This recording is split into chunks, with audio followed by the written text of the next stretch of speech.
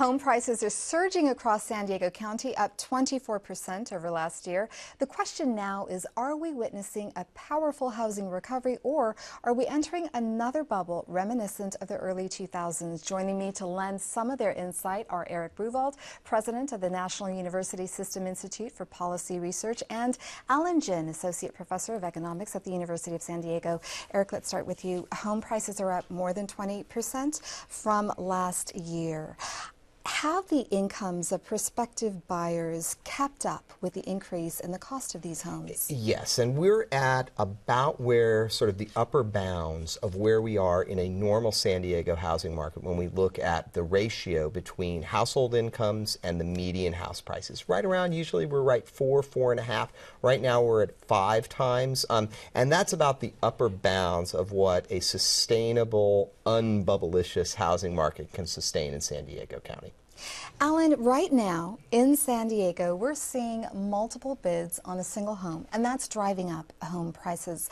That reminds me so much of the early 2000s, the precursor to the housing crash. Are we in danger of creating another housing bubble? There has been a huge surge in prices, so there is a little bit of a worry, but we're still about 20% below where we were when prices hit their peak in 2005, 2006. So we have a long way to go to hit that. There are some strong fundamentals behind this market.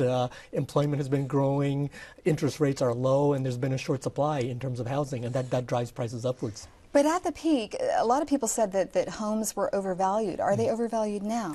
I don't think they're overvalued now because of those fundamentals, but there is the potential for them to be so if prices keep rising at these rates.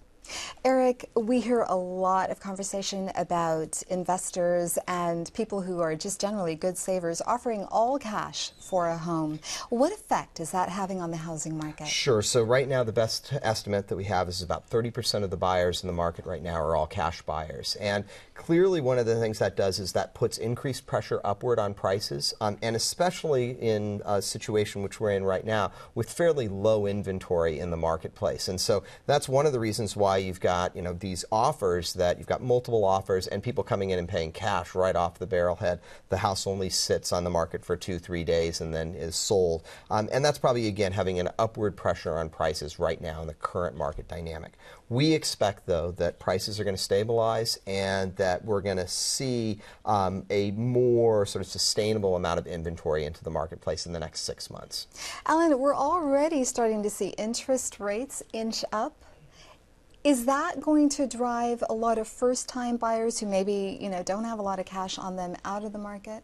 It will squeeze some people out of the market, but even with interest rates inching up, we're still at relatively low rates. So I think it will not be enough to derail the market, but it will keep some people out of the market, which would be unfortunate.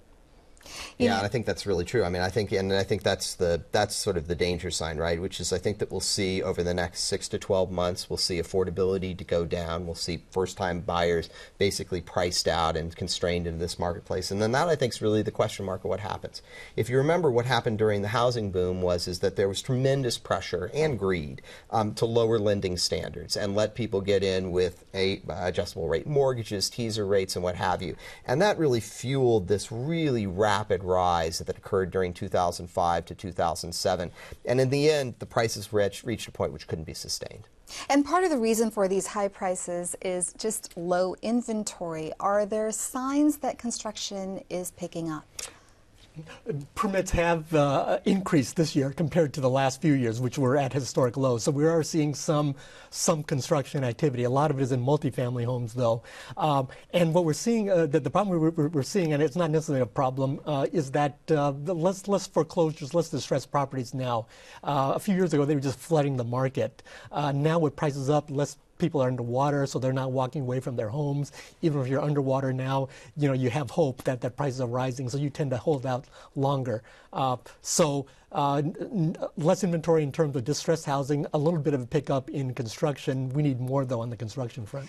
And once construction picks up even more, what effect will that have on home prices? Well, if we introduce more supply into the market, we would think that prices would stabilize. I think a warning sign, though, is that San Diego for a long time built lots of master plan communities. We're moving into an era of condos. It's more difficult to build, more difficult to permit, and that could really add a constraint on supply. And we've got to close it there. Eric Allen, thanks for coming on the program today. Thank you.